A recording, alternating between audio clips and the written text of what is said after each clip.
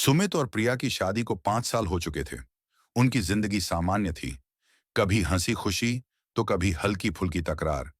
लेकिन शादी के तीसरे साल से ही उनके रिश्ते में दरार आने लगी। इसकी सबसे बड़ी वजह थी प्रिया के मायके का अत्यधिक हस्तक्षेप। प्रिया अपने मायके से बहुत जुड़ी हुई थी।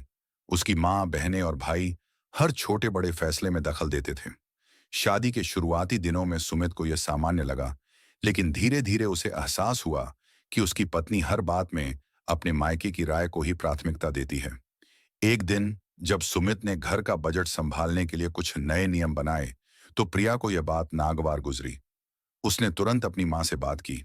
माँ ने बिना सच्चाई समझे ही उसे समझाया कि पति को इतनी आजादी मत दो, नहीं तो वह तुम पर हावी हो जाएगा।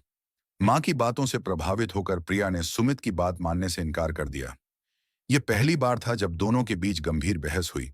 समय के साथ मायके से मिलने वाली सलाह रिश्ते को और जटिल बनाने लगी। अगर सुमित और प्रिया के बीच कोई मतभेद होता, तो प्रिया अपनी माँ या बहन से बात कर लेती और वे उसे सुमित के खिलाफ भड़काने लगते। तुम क्यों झुको? ये तुम्हारा घर है, तुम पर कोई हुक्म नहीं चला सकता। जैसी बातें प्रिया के मन में घर करने लगीं। धीरे धीरे यह हस्तक्षेप उनके दाम्पत्य जीवन में खटास भरने लगा। सुमित को ऐसा महसूस होने लगा जैसे उसका अपना घर भी उसके नियंत्रण में नहीं है। वह खुद को अकेला और उपेक्षित महसूस करने लगा। जब भी वह प्रिया से बात करने की कोशिश करता, वह कहती, मेरे मायके में ऐसा नहीं होता, या मुझे माँ से सलाह लेनी होगी।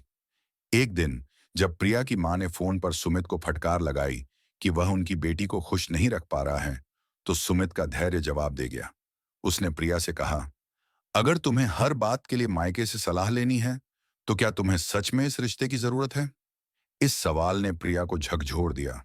उसने सोचा कि शादी पति पत्नी के आपसी समझ और विश्वास पर टिकी होती है, न कि बाहरी लोगों के हस्तक्षेप पर। उसने महसूस किया कि उसकी माँ और बहनों की राय जरूरी हो सकती है, लेकिन हर बात में मायके की प्राथमिकता ने उसके दाम्पत्य जीवन को कमजोर कर दिया था। प्रिया ने सुमित से माफी मांगी और उसे भरोसा दिलाया कि वह अब अपने रिश्ते को प्राथमिकता देगी। उसने अपनी माँ को भी समझाया कि हर रिश्ते को अपनी सीमाओं में रहने देना चाहिए। हालांकि समय लगा, लेकिन उनके रिश्ते में फिर से मिठास लौट आई। इस कहानी से हमें यह सीख मिलती है कि पति पत्नी के बीच कोई तीसरा नहीं आना चाहिए, खासकर तब